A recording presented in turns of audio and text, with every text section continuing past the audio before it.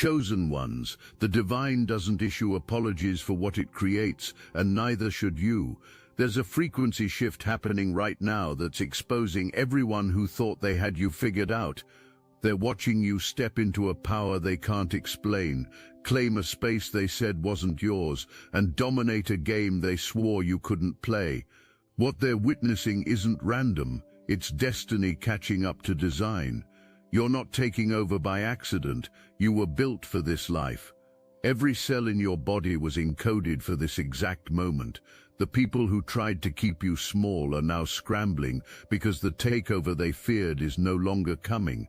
It already happened. And here's the revelation that's about to free you completely. You don't owe anyone an apology for becoming the force of nature you were created to be. Not the ones who doubted you, not the ones who used you, not even the ones who loved you but couldn't handle your expansion. This is divine realignment, and it's non-negotiable. Picture a lion apologizing to sheep for being a lion. Absurd, right? That's exactly how ridiculous it is for you to apologize for your greatness. Let's start with what actually happened to you. Not the sanitized version you tell at dinner parties, the real story. There were people in your life who studied you like a manual. They learned your patterns, your weaknesses, the exact pressure points that made you doubt yourself. This wasn't accidental. Manipulators don't stumble into their craft, they refine it. They watched how you lit up when you talked about your dreams, then carefully placed obstacles in those exact paths. When you mentioned wanting to start that business, they reminded you about that one time you failed at something completely unrelated. When you talked about your potential, they brought up your past, every single time. That's not concern, that's strategy. You thought you were dealing with friends, family members, colleagues who had your best interest at heart. You made excuses for their behavior because that's what good people do. You gave them chance after chance because you believed in redemption. But here's what you didn't see. They weren't confused about your value. They knew exactly what you were capable of. That's precisely why they worked so hard to keep you contained. Fear recognizes power before confidence does. They saw the giant in you while you were still believing you were small, and that terrified them, because once you figured it out, once you truly understood what lived inside you, their little games would be over. Think about the conversations that left you feeling drained, the ones where you walked away questioning yourself, even though you came in feeling certain. That wasn't coincidence, that was design. They had a playbook. First, they'd validate you just enough to keep you engaged. Then they'd insert doubt disguised as concern. I just worry that you're not ready. Are you sure you can handle that? Maybe you should wait until you're more prepared. Every statement carefully crafted to sound like wisdom while functioning as a cage. They positioned themselves as the reasonable ones, the practical voices in your life. And you, wanting to be humble and coachable, listened. You absorbed their limitations and called it being realistic, but something kept nagging at you, a voice that wouldn't shut up no matter how much you tried to be reasonable.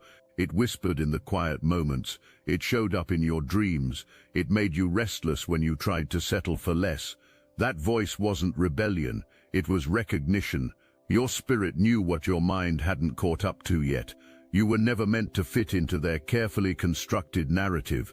You were meant to explode it entirely. Every time they tried to make you smaller, that voice got louder. Every time they dismissed your vision, your determination grew stronger. They thought they were training you to stay in line. They were actually training you to become unstoppable. The manipulation had layers. Surface level, they'd praise you for small things while subtly discouraging big moves. Go deeper, they'd take credit for your ideas while making you feel like you couldn't execute without them. Deeper still, they'd create dependence by convincing you that your judgment couldn't be trusted. The most insidious part, they made you feel grateful for their involvement. They positioned their control as care, their manipulation as mentorship. You genuinely believed you needed them. That's how good they were. They didn't just want to use you, they wanted you to thank them for it. And let's talk about how they tried to own your narrative. They acted like they discovered you, like you were nothing before they showed up. They took credit for your growth as if your potential didn't exist until they pointed it out. They positioned themselves as the reason you had any success, any opportunity, any breakthrough. It was gaslighting on a sophisticated level. They rewrote history while you were still living it, made you question your own memory of events, made you doubt whether you actually did the work or if they did it for you. This wasn't support. This was colonization of your story. They wanted to plant their flag on your accomplishments and claim them as territories they conquered. You started noticing patterns. Every time you had a win, they found a way to minimize it or redirect credit. Every time you made progress, they reminded you of how far you still had to go. Every time you celebrated, they found something to criticize. It was never about helping you improve. It was about keeping you insecure enough to stay accessible, because secure people set boundaries. Confident people ask questions. Self-assured people don't need constant validation, and all of those things threatened their control. They needed you uncertain, seeking, reaching for approval they would never fully give. Here's where their plan fell apart. They underestimated something crucial. They thought your power came from confidence, from external validation, from circumstances aligning, so they attacked all of those things. They chipped away at your confidence, withheld validation, and created chaotic circumstances. What they didn't understand is that your power was never external. It was woven into your DNA before you took your first breath.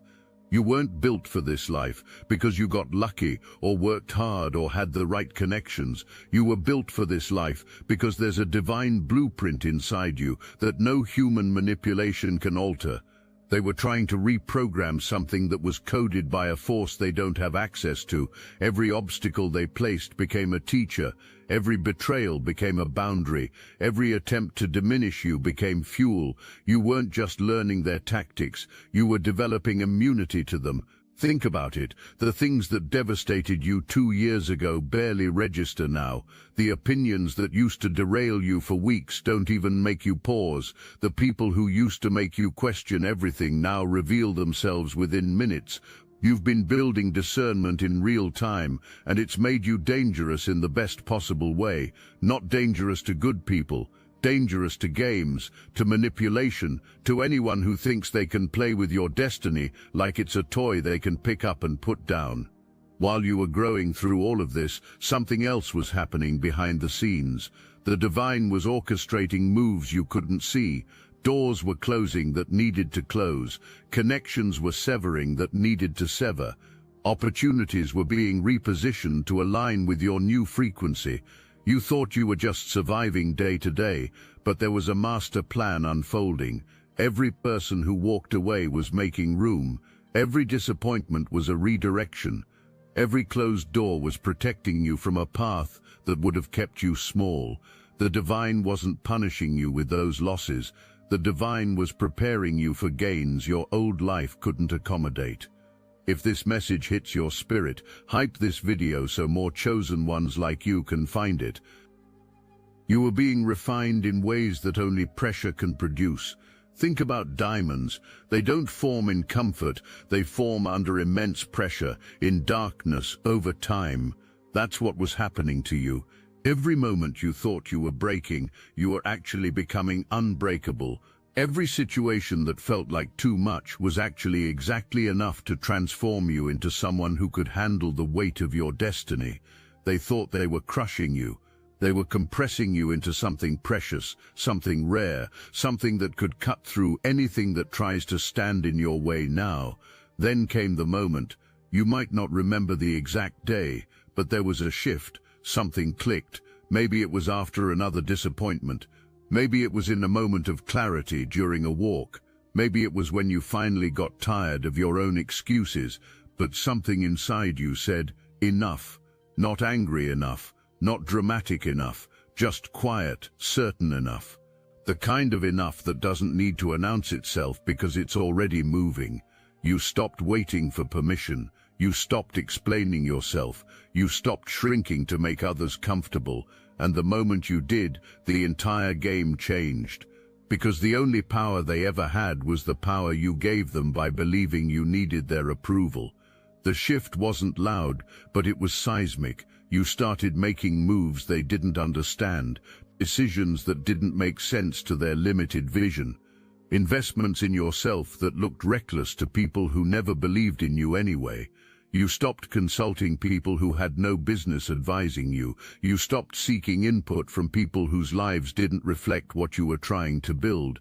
You became selective about who got access to your plans, your dreams, your next moves, and that selectivity drove them insane. They were used to knowing everything. They were used to having a vote. They were used to being in the room where it happened. Now they're not even in the building. Watch what happened next. The people who were so confident in their control suddenly got nervous. They could feel the shift before they could name it. You weren't arguing with them anymore. That's what really threw them off. You weren't trying to prove your worth or defend your decisions.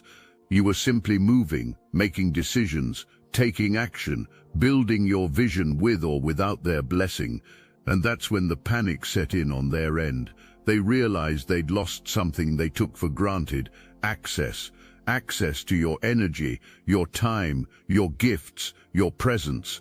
They'd been feeding off you for so long that they didn't know how to function without that supply. Now they're starving, and you're thriving. Here's what they never told you about energy. It's currency, real currency. More valuable than money, because money can be replaced, but time and life force cannot. They were spending your currency while convincing you that you owed them the transaction. Every time you left their presence feeling depleted, that wasn't weakness on your part, that was theft on theirs. They positioned themselves as needy, as struggling, as requiring your constant support, and your good heart gave and gave and gave. But notice something. The moment you stopped giving, they didn't collapse. They found another supply, because they were never actually in need. They were in greed. There's a difference between helping someone stand and letting someone lean on you while they refuse to use their own legs. You were their energy source, their validation dispenser, their emotional cleanup crew. They created messes and expected you to make sense of them. They started fires and watched you scramble to put them out. They asked questions they already knew the answers to, just to keep you engaged, just to keep you spinning in their orbit. And you did it because you thought that's what loyalty looked like, that's what love looked like, that's what commitment looked like. But real loyalty doesn't require you to betray yourself. Real love doesn't drain you empty.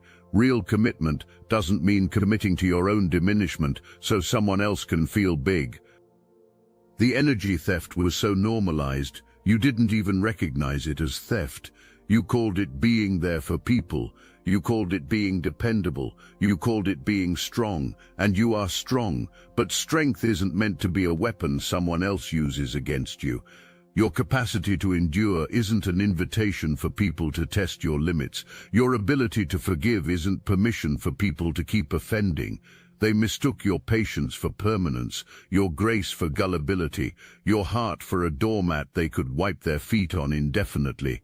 That miscalculation is now costing them everything.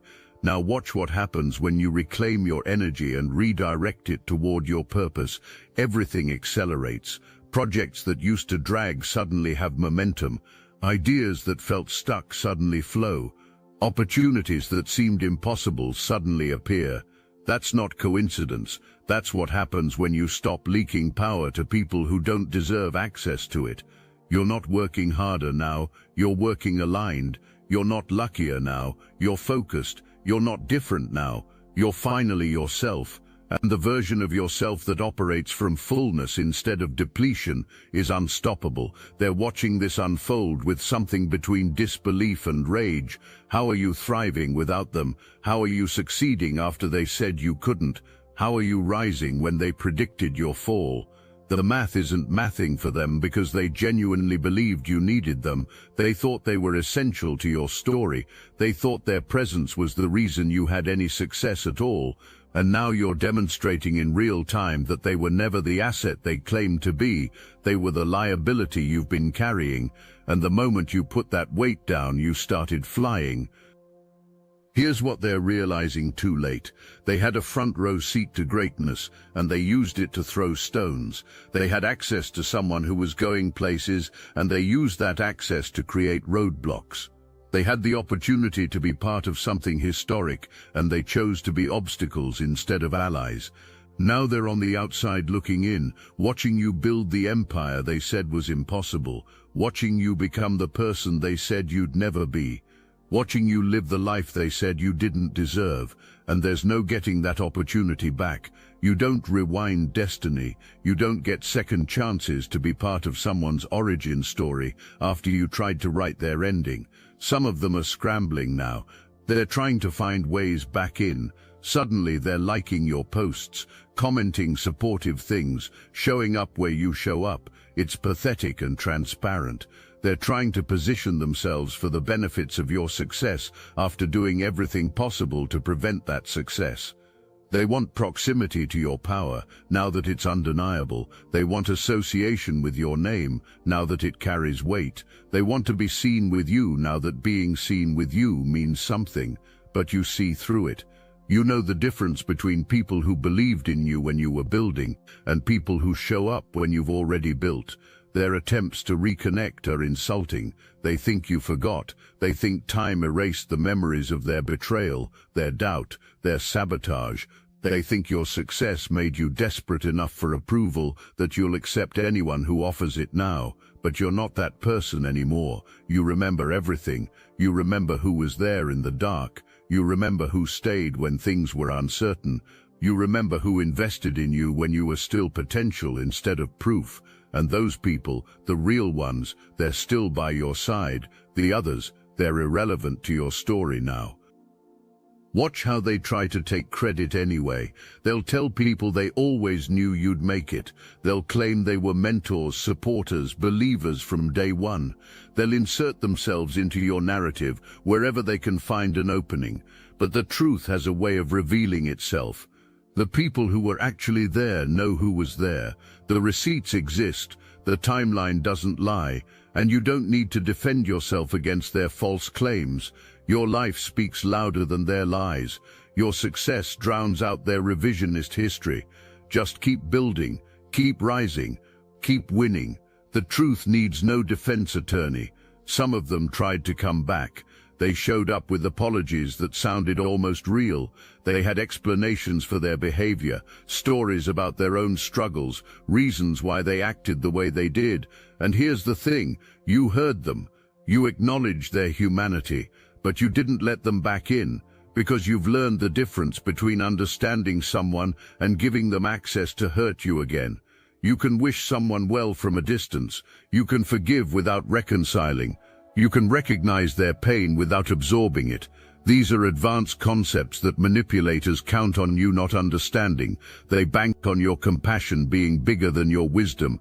But you've developed both now. Trompadession. Others took a different approach. They started telling people they always believed in you. They rewrote history in real time. Suddenly they were your biggest supporters, your earliest champions, the ones who saw your potential from day one. It's almost impressive how quickly they reinvented their role in your story. But you were there. You remember who showed up and who didn't. You remember who celebrated your small wins and who minimized your big dreams. You remember who made space for you and who made you feel like you were taking up too much space. The receipts aren't in your head. They're in your body, in your memory, in the years you spent trying to earn approval from people who never intended to give it freely. Here's something they didn't expect. Your success isn't just personal elevation, it's generational disruption. Every pattern you break, every limitation you shatter, every ceiling you crash through, creates a new blueprint for everyone connected to you. Your children won't have to fight the battles you fought. Your siblings see possibilities they couldn't see before. Your community has proof that the old rules don't apply anymore. This is bigger than your individual rise. This is ancestral work. This is breaking chains that have held your lineage hostage for generations. That's why the resistance was so intense. That's why they fought so hard to keep you down. They knew what you breaking free would mean. It would mean everyone behind you could break free too. The enemy wasn't just threatened by your success, the enemy was threatened by what your success would trigger. One person walking in their full power gives permission for thousands to do the same. One person refusing to apologize for their greatness normalizes greatness for everyone watching. One person taking over unapologetically makes taking over look possible. You're not just changing your life, you're changing the trajectory for everyone who thought they had to stay small to stay safe, who thought they had to dim their light to be loved, who thought they had to apologize for existing in their power. Now let me put you onto something real, Destiny Engine. I built this because I was done watching chosen ones get dragged through betrayal, isolation and attacks while their enemies strutted around unchecked. I want to help you accelerate the speed of your divine justice and step fully into your purpose. And the beauty of it, you don't even have to lift a finger. Destiny Engine takes their downfall and flips it into your rise. This isn't another meditation app. It's declassified consciousness technology, the same mind programming tools your enemies once used to install fear, competition and scarcity, re-engineered to restore your sovereignty and align you with the cooperative, upgraded operating framework. It generates personalized sequences mapped to your divine purpose. The hardest thing you'll do is put on headphones, press play, and watch your enemies keep digging their own grave. The collective upgrade is underway. Start your Destiny Engine for $1 today and turn everything they did to break you into fuel for your rise. Link in the description. Now you're standing in a reality they didn't prepare for. Your success isn't theoretical anymore. It's tangible, it's undeniable, it's happening whether they acknowledge it or not, and that's the part that breaks them. They wanted to be the gatekeepers of your validation. They wanted you to need their stamp of approval. They wanted to always have leverage, always have something you were chasing from them. But you stopped chasing, you started creating, and in doing so, you made their opinions irrelevant, not because you're arrogant, because you finally understand your actual worth, and it's not up for debate. The takeover looks different than people expect. There's no dramatic announcement, no revenge plot, no public call-out. You simply stepped into your power and stayed there. You made decisions from your knowing instead of from their limitations. You built from your vision instead of their fears. You moved with your purpose instead of their agenda. And day by day, choice by choice, you created a life that reflects who you actually are, not who they tried to make you. That's what a real takeover looks like. It's not loud, it's inevitable. It's not aggressive, it's alignment. It's not about destroying them. It's about building something they can't access because they disqualified themselves. Here's what's happening in the spiritual realm, while all this plays out in the physical. Every attack on your destiny has been recorded. Every attempt to dim your light has been noted. Every seed of doubt they planted has been accounted for. And there's a divine justice system that doesn't operate on human timelines or human logic. You're not taking over because you're getting revenge. You're taking over because it's time, because the season has shifted, because the preparation phase is complete and the manifestation phase has begun. This isn't personal, even though it feels personal. This is purpose. This is destiny unfolding exactly as it was designed to unfold. The people who tried to stop you are now watching from positions they can't climb out of, not because you pushed them down, because they stayed where they were while you kept rising. They're experiencing the natural consequences of their choices. They had opportunities to grow with you, to support your journey, to be part of something beautiful. They chose control instead of collaboration. They chose ego instead of encouragement. And now they're living with that choice. You don't need to gloat. You don't need to prove anything. Your life is the proof. Your peace is the proof. Your progress is the proof. But let's talk about the guilt for a second, because it's real. Even now, even knowing what they did, part of you feels bad about your success. Part of you wants to dim your light so they don't feel bad about staying in the dark. Part of you considers apologizing for taking up space, for claiming what's yours, for becoming who you were meant to be. That's the residue of their programming. That's the last bit of their control trying to reassert itself. And you need to reject it completely. Your guilt serves no divine purpose. Your shrinking helps no one. Your apology would be a lie because you're not sorry, and you shouldn't be sorry. You're becoming exactly who you were created to be, and that requires no apology. Think about this carefully. If you were built for this life, and you were, then living it fully is obedience. Shrinking is actually disobedience. Every time you play small to make someone else comfortable, you're rejecting your assignment. Every time you downplay your gifts to avoid making waves, you're hiding what was meant to be seen. Every time you apologize for your excellence, you're agreeing with the people who tried to limit you. And they were wrong. Not partially wrong, completely wrong. They saw you through the lens of their limitations, their fears, their small vision. But the force that created you sees you through the lens of infinite possibility, divine purpose, and unlimited potential. Your responsibility now is protection, not just of yourself, but of the vision you're carrying, because it's bigger than you. It's not just about your success or your peace or your vindication. It's about everyone who's watching you break free, wondering if they can do the same. It's about the next generation that needs to see someone who didn't apologize for their greatness. It's about shifting paradigms and breaking generational curses and proving that manipulators don't get the final word. Your takeover is permission for someone else's breakthrough. Your refusal to shrink is inspiration for someone else's expansion. This isn't just about you anymore. It never was. Let's be crystal clear about something. The bridges that burned weren't accidents. They weren't collateral damage. They were necessary demolitions. Those connections weren't serving you. They were servicing themselves through you. And when you finally cut off their supply, when you finally said no more free access, no more unlimited withdrawals from the bank of your generosity, they revealed their true nature. Watch how quickly friends become enemies when you stop being useful.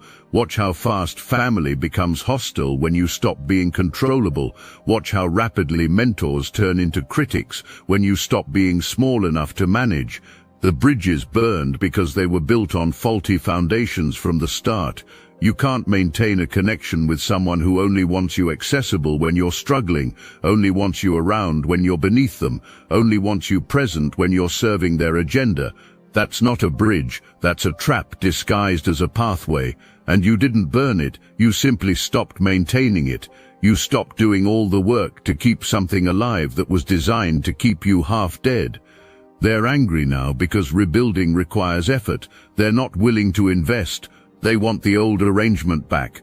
You at their disposal, them with all the power. That arrangement is permanently closed. The bridge didn't burn, it expired.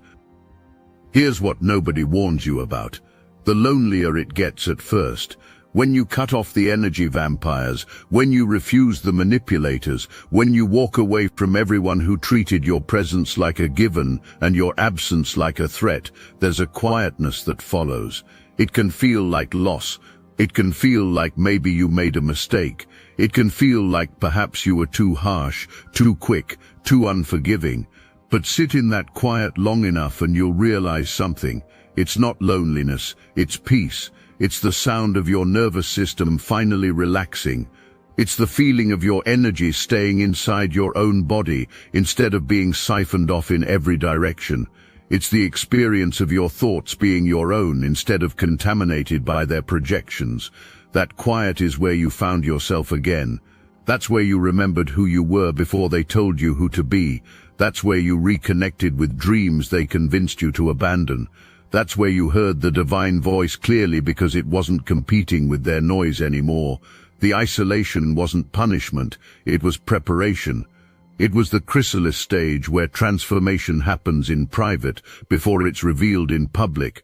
They see the butterfly now and want to take credit for the process, but they weren't there in the darkness. They weren't there when you were dissolving. They weren't there when you were rebuilding yourself cell by cell into something they no longer recognize. So where do you go from here? Forward, always forward. You keep building what you see in your spirit. You keep trusting the vision that won't let you rest. You keep moving with the confidence of someone who knows they're divinely backed, not cocky confidence. certain confidence, the kind that doesn't need to convince anyone because it's already convinced in itself. You protect your energy like the precious resource it is. You guard your time like the non-renewable commodity it is. You honor your peace like the hard-won treasure it is. And you let the people who tried to stop you stay exactly where they are, behind you.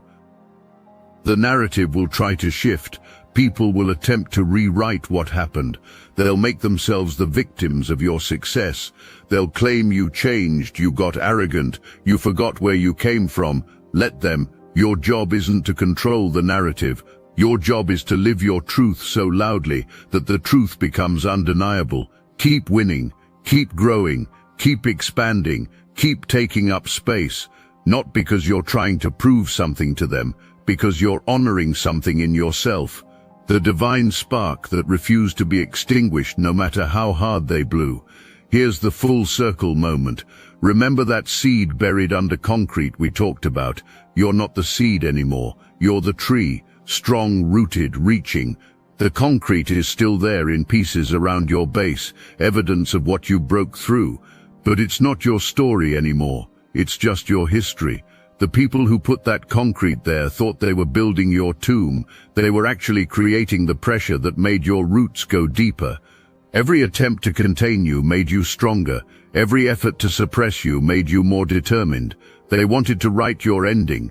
They wrote your beginning instead. You were built for this life, not metaphorically, literally. Every trial was training. Every setback was setup. Every betrayal was breakthrough in disguise. You thought you were surviving. You were being forged. You thought you were barely making it. You were being prepared. The whole time you were worried about whether you were enough. The divine was making sure you'd be ready for this moment. And you are. Ready, prepared, built for exactly this, for the taking over, the rising up, the stepping into, the claiming of everything that has your name on it. So no apologies, no second guessing, no shrinking, no dimming. You take over unapologetically because that's what you were designed to do. You rise without permission because permission was never required. You succeed without validation because your validation comes from something they can't access. And you keep moving forward because forward is the only direction that makes sense for someone who's been divinely propelled into their purpose.